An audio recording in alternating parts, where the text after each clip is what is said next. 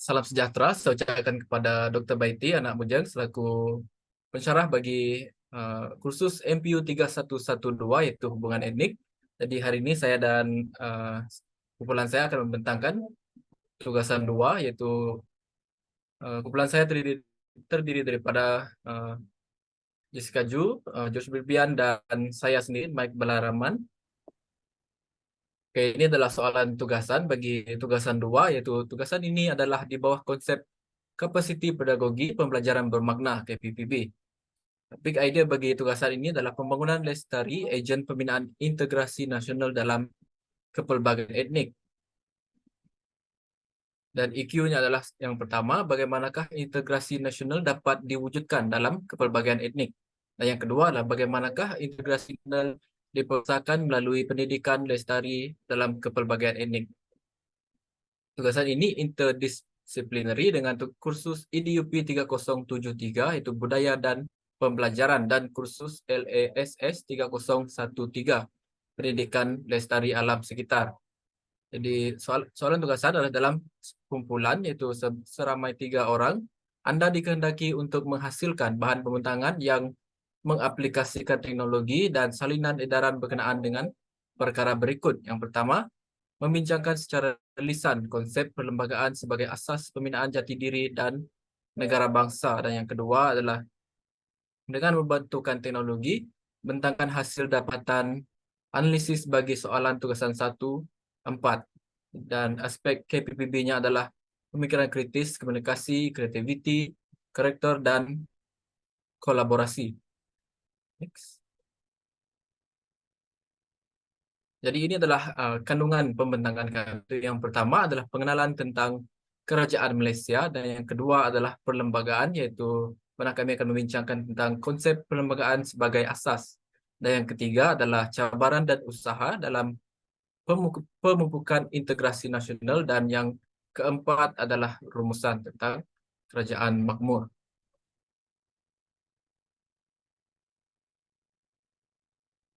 Jadi kita masuk ke topik yang pertama, yaitu pengenalan tentang kerajaan Malaysia.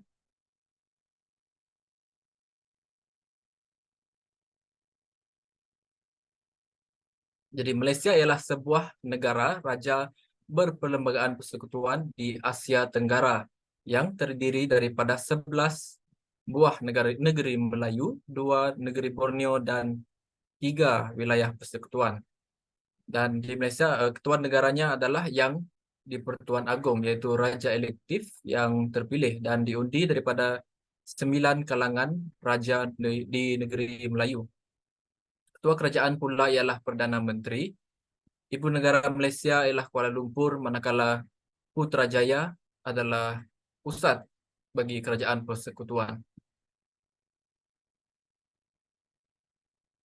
Jadi kita lihat pada asal-usul kerajaan Malaysia. Jadi ada 3 aspek yang kita akan lihat. Iaitu yang pertama adalah bermula daripada kemerdekaan di Tanah Melayu, di mana kemerdekaan di Tanah Melayu yang diisytiharkan pada 31 Ogos 1957 dan seterusnya adalah melalui kemerdekaan Sabah dan Sarawak.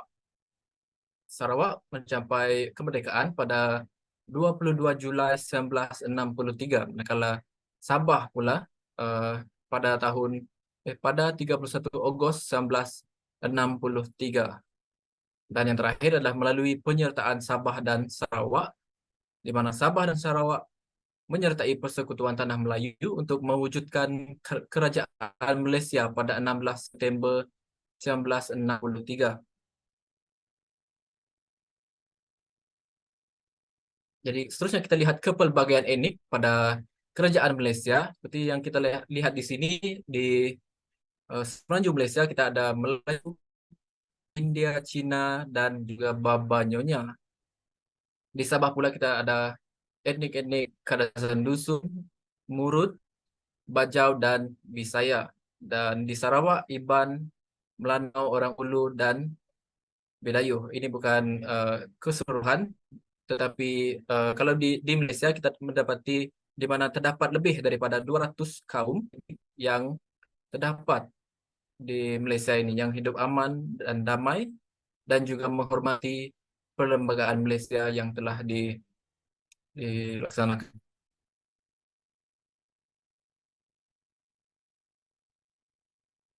Seterusnya kita lihat kepada kepelbagaian yang ada di dalam kerajaan Malaysia ini. Yang pertama adalah kepelbagaian daripada segi bangsa, di mana terdapat lebih daripada 200 ras bangsa dan juga etnik yang tinggal harmoni di dalam kerajaan Malaysia. Dan bangsa-bangsa utamanya adalah seperti orang Melayu, Cina, India, Iban, dan juga Dusun. Seterusnya adalah kepelbagaian daripada segi agama, di mana semua rakyat Malaysia menghormati keputusan undang-undang menetapkan agama Islam sebagai agama rasmi. Dan rakyat Malaysia juga bebas menganuti apa-apa agama selagi agama tersebut tidak menyimpang ke arah kekacauan perpaduan. Seterusnya kepelbagaian perayaan. Uh, Seperti yang kita sudah tahu, di Malaysia terdapat banyaknya perayaan, dan perayaan utama adalah seperti Hari Raya, Tahun Baru Cina, Hari Deepavali, Hari Gawai, Hari Krismas, dan Pesta Keamatan. Dan setiap kali perayaan ini diberikan cuti umum. Dan semua perayaan ini bebas dianjurkan tanpa sebarang sekatan. Dan yang terakhir adalah kepelbagaian daripada segi adat resam, di mana kerajaan menghormati dan peka akan semua adat resam yang diamalkan oleh pelbagai individu dalam masyarakat.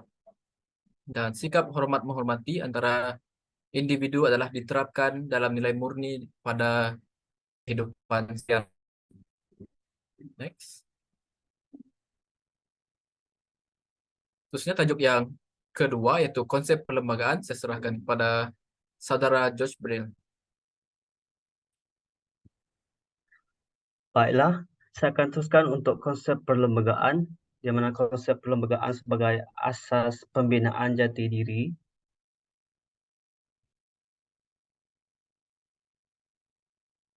Okey, untuk yang pertama kita melihat konsep perlembagaan Malaysia, di mana perlembagaan Malaysia ini merupakan satu undang-undang yang tertinggi menjadi asas pembentukan kerajaan Malaysia, dan segala dokumen rasmi yang mengandungi pelbagai ataupun peraturan dan prinsip sebagai panduan kepada kerajaan untuk melaksanakan kuasanya dan untuk mentadbir negara. Dan perlembagaan juga merupakan dokumen undang bertulis yang telah dibentuk berdasarkan dua dokumen terlebih dahulu, iaitu Perjanjian Persekutuan Tanah Melayu 1948 dan Perlembagaan Kemerdekaan tahun 1957. Dan perlembagaan Malaysia juga mengandungi sebanyak 183 perkara, dan antaranya senarai kerajaan persekutuan dan negeri, institusi yang bertuan agung, parlimen, jemaah menteri dan kehakiman. Dan seterusnya kita melihat kepada kepentingan perlembagaan ini, di mana perlembagaan ini menjamin kestabilan sesebuah negara serta menjamin kecekapan, kejujuran, keadilan, ketelusan dan kelicinan pentadbiran dan pemerintahan sesebuah negara dalam kerajaan di dalam sesebuah negara. Dan perlembagaan juga menjadi satu rujukan mengubah undang-undang, dan yang ketiga iaitu menjamin kedudukan hak istimewa orang Melayu dan Bumi Putera Sabah dan Sarawak, dan ini tidak dapat dipertikaikan ataupun dipersoalkan dan telah termaktub dalam perlembagaan Malaysia. Dan seterusnya iaitu penggubalan perlembagaan, di mana perlembagaan ini telah dirangka oleh Suruhanjaya Red berdasarkan konsultasi pihak British yang telah melakukan kajian pada tahun 1956 dan terus berkuat kuasa sejurus sahaja kemerdekaan yang diumumkan pada 31 Ogos 1957. Dan perkara ini bermula daripada satu persidangan perlembagaan Ismat yang telah diadakan di London pada 18 Januari 1956 hingga 6 Februari 1956. Persidangan ini dihadiri oleh rombongan delegasi Persekutuan Tanah Melayu yang mengandungi 4 wakil pemerintah, iaitu Ketua Menteri Persekutuan iaitu Tunku Abdul, 3 menteri-menteri lain, Pesuruhjaya Tinggi British di Tanah Melayu dan penasihat-penasihatnya. Dan rangka perlembagaan tersebut telah dikaji semula oleh Jawatan Kuasa Kerja yang terdiri daripada 11 orang ahli iaitu 4 wakil Raja Melayu, 4 wakil Parti Perikatan dan Pesuruhjaya British, Setiausaha Persekutuan dan Peguam Negara. Dan rangka perlembagaan ini kemudiannya dibentang syurat Majlis Undangan Persekutuan dan telah diluluskan pada 15 Ogos 1957 dan secara rasminya dikuatkuasakan pada 27 Ogos 1957. Dan sekarang kita akan melihat kepada perlembagaan sebagai asas pembinaan diri, di mana yang pertama ini kita boleh melihat jati diri dapat didefinisikan sebagai unsur-unsur kehidup yang mencerminkan lahiriah seseorang individu ataupun masyarakat. Dan jati diri adalah identiti individu, masyarakat dan negara bangsa yang mempunyai sifat-sifat keutuhan yang dibanggakan. Dan dalam hubungan antara etnik, jati diri dapat dilihat sebagai rangkuman nilai, budaya, bahasa, pegangan fahaman serta pandangan kaum. Dan ia juga merupakan cerminan manifestasi dari nilai-nilai bentuk watak serta sifat pribadi, cara berfikir, cara hidup dan penampilan diri yang melambangkan tradisi sesuatu bangsa dan juga jati diri kaumnya. Dan peristiwa-peristiwa sejarah sepatutnya menjadi panduan kepada semua warga negara dan sehingga ke akhir hayat. Proses pemerkasaan negara Malaysia hanya akan dapat berjalan lancar sekiranya sejarah dapat diperkasakan dan manakala kerentuhan diri antara etnik sekaligus meruntuhkan institusi sebuah masyarakat dan perpaduan antara berbilang kaum. Dan untuk penyamaan jati diri berdasarkan perlembagaan ini, saya serahkan kepada saudara Mike.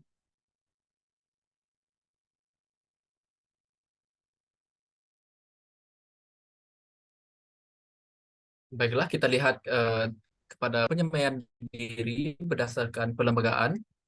Jadi, Perlembagaan Persekutuan Tanah Melayu 1948 dibentuk berdasarkan keadaan di Tanah Melayu dan norma-norma yang sudah wujud sejak dahulu.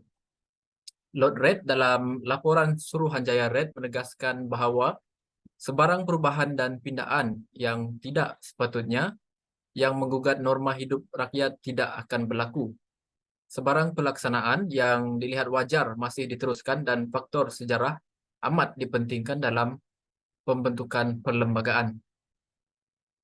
Perlembagaan Persekutuan Tanah Melayu 1948 juga dapat dilihat memelihara elemen tradisi dan elemen identiti bumi Melayu seperti mengekalkan sistem pemerintahan raja berperlembagaan, ketetapan agama Islam, bahasa Melayu dan kedudukan istimewa orang Melayu.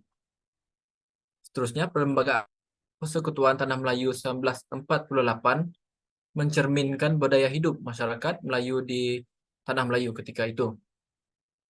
Sekaligus mengekalkan jati diri orang Melayu dan bebas penindasan hak orang Melayu.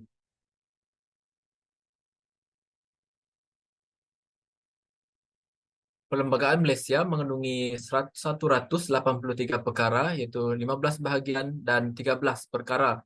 Banyak membincangkan mengenai cara Undang-Undang Malaysia beroperasi dan menjadi rujukan kepada badan-badan kehakiman dan juga kerajaan untuk mentadbir negara. Perlembagaan Malaysia mengambil kira semua kebajikan negeri anggotanya walaupun Persekutuan Tanah Melayu iaitu Semenanjung Malaysia adalah induk bagi Kerajaan Malaysia. Kepelbagaian hukum di Sabah dan Sarawak dijaga dan dilindungi undang-undang untuk memastikan identiti dan jati diri anak Sabah dan Sarawak ini masih terpelihara. Jadi perkara ini dapat kita lihat dalam bahagian 12A di mana ada satu bahagian yang khas untuk melindungi Sabah dan Sarawak, iaitu perlindungan tambahan bagi negeri Sabah dan Sarawak. Unsur-unsur tradisi dan identiti negara dalam peruntukan perlembagaan persekutuan berperanan besar dalam membentuk rupa bentuk pendudukan penduduk Malaysia yang berbilang kaum dan mempunyai jati diri tersendiri.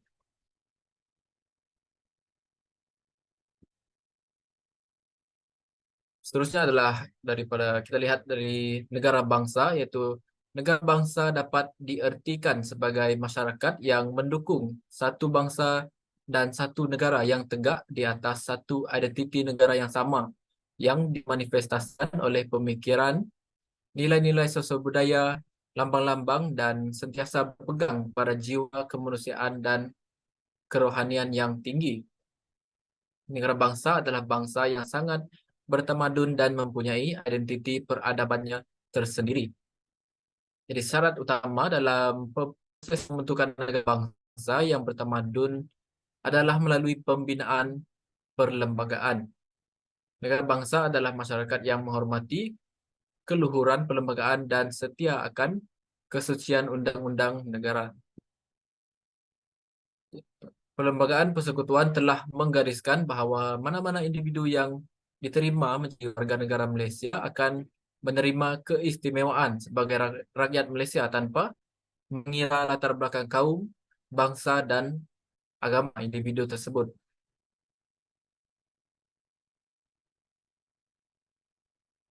Jadi perkara ini disebut dalam bahagian 3, iaitu kewarganegaraan dalam perlembagaan, yang menjanjikan di mana warga negara Malaysia diberi hak dan layanan semata tanpa melihat kaum dan juga bangsa. Perlembagaan juga menjadi salah satu medium penyatuan perbezaan bagi setiap kaum, di mana perkara 152 mewajibkan dan menguatkuasakan bahasa Melayu sebagai bahasa kebangsaan, bahasa rasmi dan bahasa wajib lulus bagi setiap warga negara Malaysia. Kesatuan bahasa akan mempermudahkan lagi komunikasi antara pihak berlainan latar belakang dan memakmurkan kesefahaman antara satu sama lain. Seterusnya, layanan yang sama rata juga merupakan kunci perpaduan dan kepuasan hati bagi setiap rakyat dalam sesebuah kerajaan tanpa prejudis. Perkara 153 dalam Perlembagaan Malaysia menggariskan di mana kesemua hak orang Melayu dan Bumi Putera Sabah dan Sarawak dijaga dari pelbagai aspek seperti pendidikan dan juga perkhidmatan awam.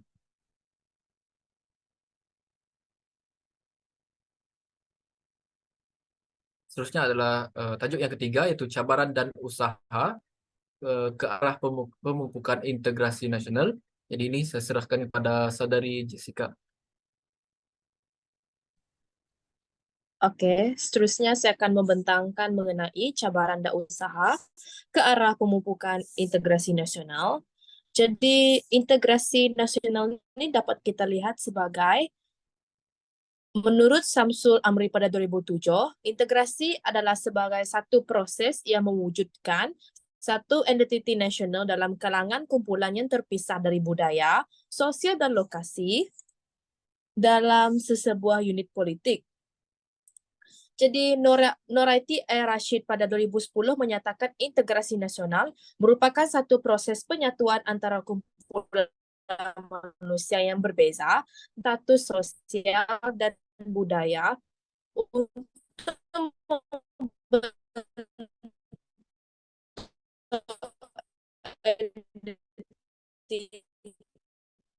yang mempunyai norma serta mengamalkan kehidupan bersama. Jadi jawatan konstitusi sendiri berteraskan perlembagaan persekutuan dan rukun negara. Jadi ini merupakan cabaran dalam pemupukan integrasi nasional.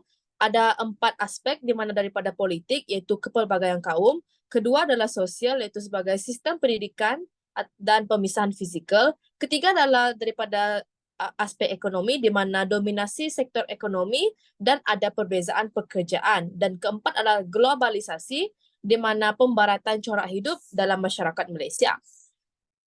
Pertama, kita akan melihat daripada aspek politik, di mana Malaysia mempunyai pelbagai parti politik dari pelbagai kaum untuk memperjuangkan nasib kaum masing-masing. Namun begitu, terdapat 3 kaum utama yang sangat progresif dalam menubuhkan parti politik, iaitu kaum Melayu, kaum India, dan kaum Cina.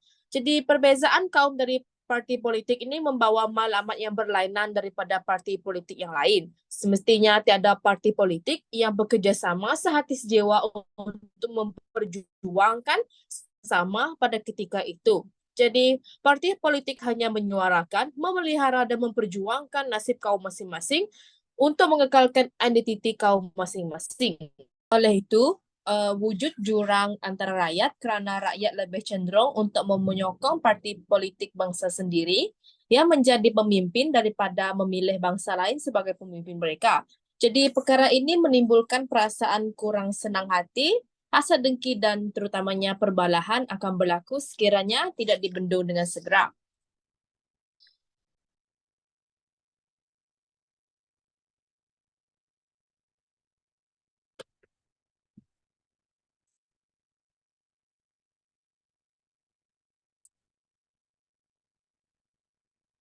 Sekejap .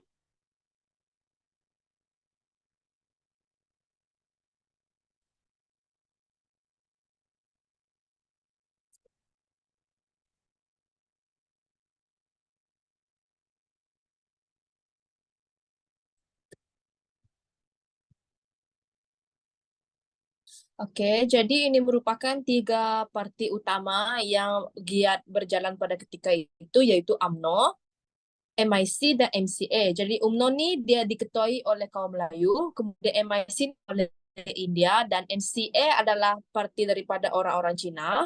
Jadi kita dapat lihat dalam jadual ini pada sebelah kiri di mana perjuangan parti adalah berbeza-beza mengikut kaum tersendiri, di mana UMNO hanya memperjuangkan nasib-nasib orang dan hak-hak istimewa orang Melayu, manakala India pula hanya memupuk dan memelihara kepentingan politik, ekonomi dan sosial kaum India di tanah Melayu, manakala orang Cina pula hanya memelihara keharmonian orang Cina ketika mereka berada di tanah Melayu.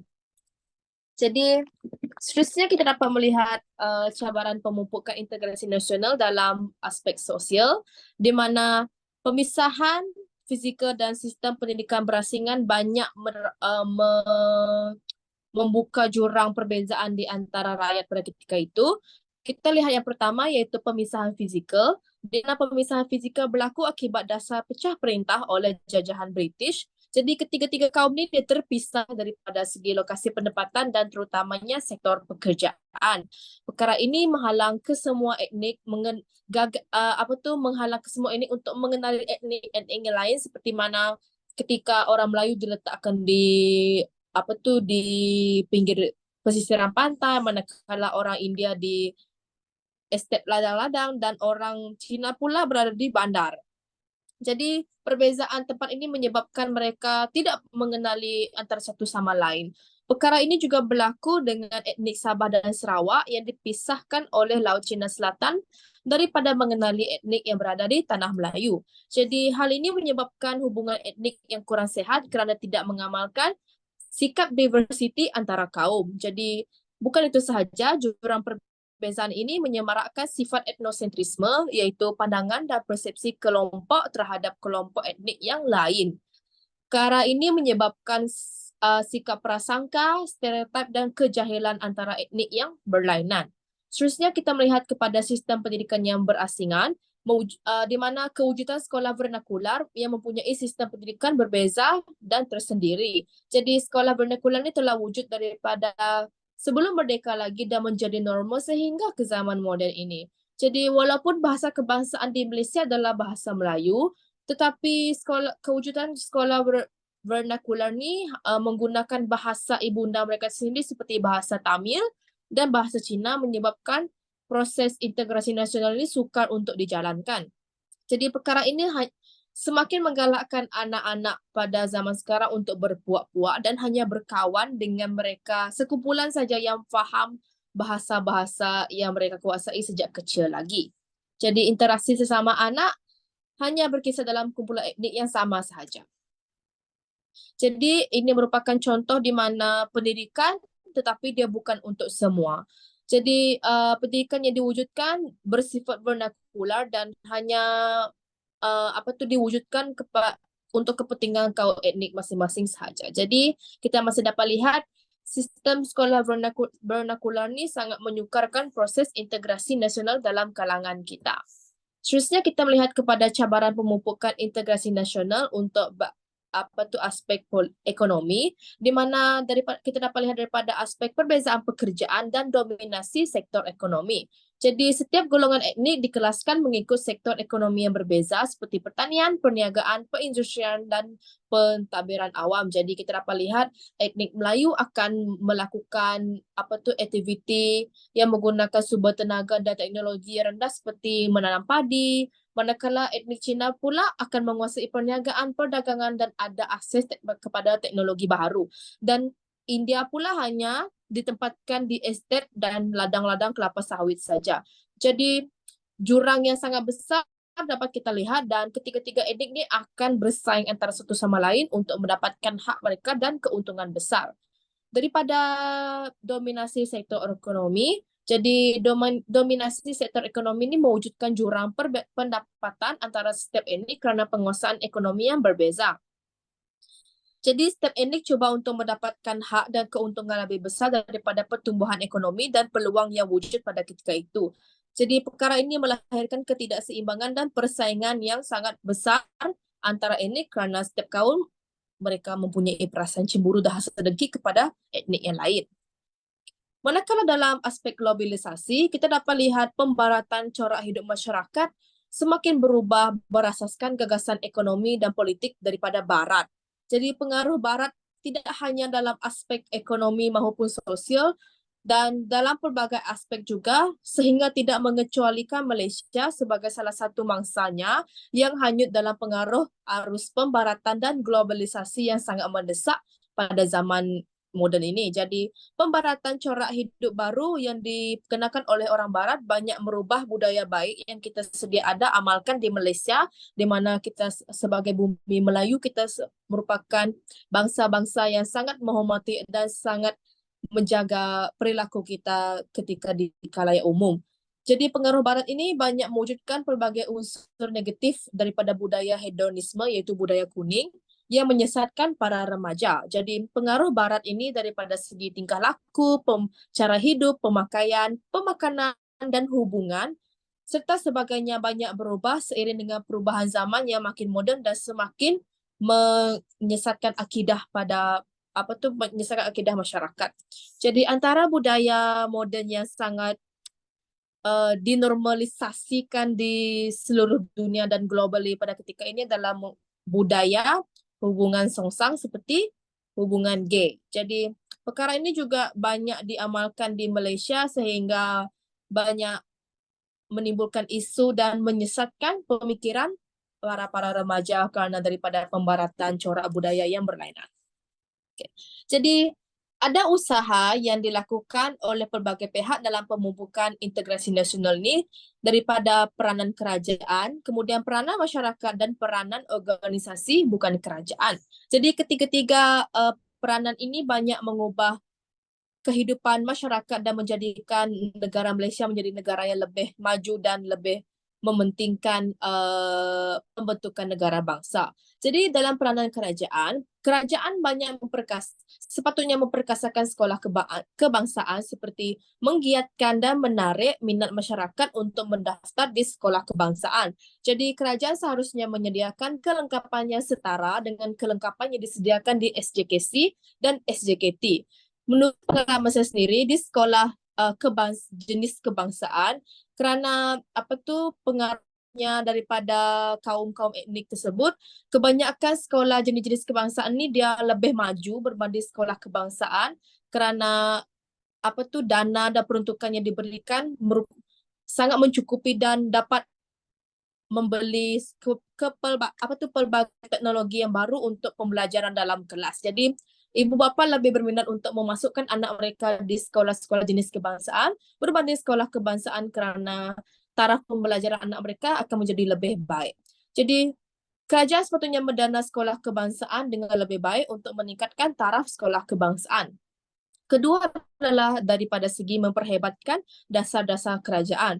Jadi kerajaan daripada dasar ini dapat mengawal politik yang memecah belahkan perpaduan rakyat seperti contoh dasar wawasan negara dan dasar sosial negara. Jadi kerajaan juga seharusnya menggerakkan kebebasan bersuara agar tiada pihak yang berani mengungkit isu sensitiviti sehingga menyebabkan rak-peranda dalam negara. Jadi seterusnya pula adalah sekolah wawasan, di mana kerajaan seharusnya mewujudkan lebih banyak sekolah wawasan agar senang akses oleh masyarakat. Dan sekolah wawasan ini seharusnya mewujudkan persekitaran yang memberi peluang kepada murid pelbagai kaum untuk bergaul tanpa menjejaskan status mereka. Yang terakhir pula adalah penubuhan Jabatan Perpaduan Negara dan Integrasi Nasional, di mana jabatan ini seharusnya memupuk dan memelihara perpaduan antara kaum di negara, memperkasakan Jabatan Perpaduan Negara, memperkenalkan dan mengaktifkan rangkaian sosial Jabatan Perpaduan Negara dan rakyat. Kita lihat pula kepada peranan masyarakat, di mana masyarakat seharusnya mewujudkan rukun tetangga. Rukun tetangga ini dapat kita lihat seperti membentuk pertubuhan rukun tetangga di kawasan kejiranan untuk menjaga keselamatan dan memupuk kerjasama antara kaum. Pelbagai aktiviti yang boleh dilakukan oleh rukun tetangga seperti mewujudkan kebun komuniti, bergotong royong, mengadakan kempen kebersihan alam daripada pelbagai latar belakang seperti etnik yang tinggal di komuniti tersebut dan sebagainya. Jadi untuk masyarakat, aktiviti lain yang boleh dilakukan oleh masyarakat adalah kempen Bulan Kemerdekaan. Masyarakat seharusnya mengeluarkan pelbagai aktiviti yang menarik sepanjang Bulan Kemerdekaan seperti pertandingan video kreatif, pameran busana dan pertandingan memasak juadah antara kaum. Jadi perkara ini dapat menggalakkan perkenalan antara etnik dan menjalinkan kesefahaman. Seterusnya adalah rumah terbuka. Jadi masyarakat boleh mengadakan rumah terbuka ketika perayaan dan memperkenalkan pelbagai juadah, persembahan dan adat resam kepada etnik lain. Dan terakhir sekali adalah program IPT, di mana masyarakat boleh menggalakkan aktiviti dan program yang menjurus kepada perpaduan kaum antara mahasiswa dan masyarakat boleh mengeluarkan kemeriahan di sosial media untuk tontonan masyarakat sebagai ilmu. Seterusnya, saya akan menyerahkan usaha pemupukan integrasi nasional daripada peranan organisasi bukan kerajaan kepada Josh Brill.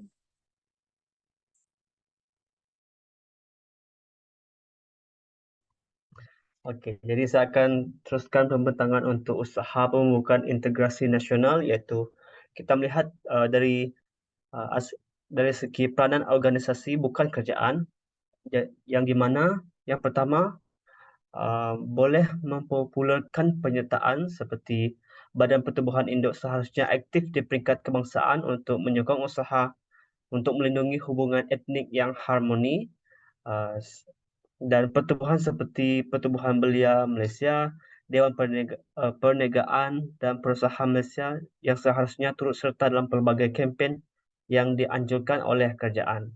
Dan yang kedua, kepelbagaian pemimpin, di mana kepelbagaian pemimpin dalam sebuah parti boleh mempromosikan keharmonian dan kesepakatan rakyat melalui kepelbagaian etnik ataupun kaum di dalam sesebuah parti itulah. Dan warna-warni dalam parti politik menggalakkan rakyat untuk lebih percaya akan sistem pemimpin yang adil dan saksama, di mana contohnya masyarakat India dalam satu parti itu terdapat kelompok ataupun kaum India, dan mereka akan merasa seperti ada bantuan ataupun dihargai oleh semua orang dalam parti tersebut untuk menjurus kepada masyarakat India lah. Dan yang ketiga, dari segi kemajuan ekonomi, badan bukan kerajaan dalam sektor sains dan teknologi seharusnya boleh menyokong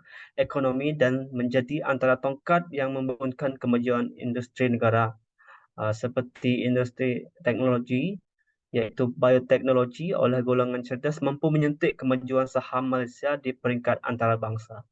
Dan yang terakhir, untuk peranan organisasi bukan kerajaan dari segi dana dan peruntukan, pihak swasta boleh membantu kemajuan penyelidikan di Malaysia dengan menyumbangkan dana dan tenaga kerja bagi meningkatkan kualiti penyelidikan dan pembangunan.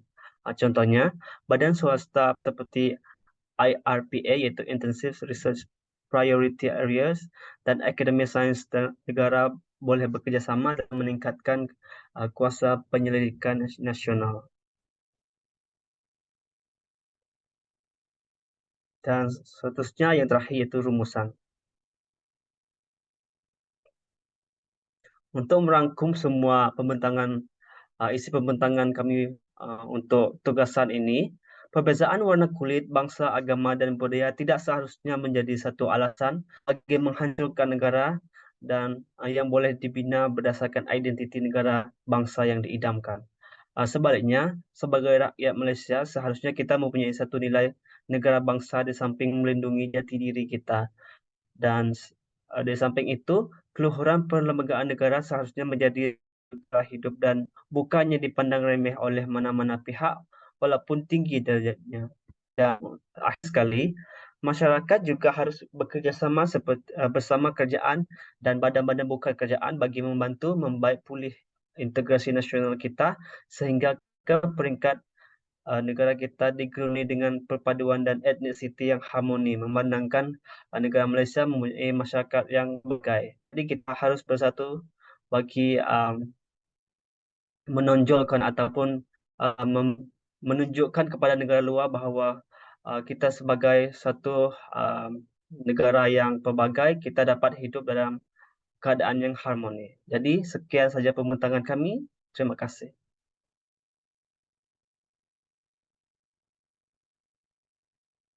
Audio Jungle.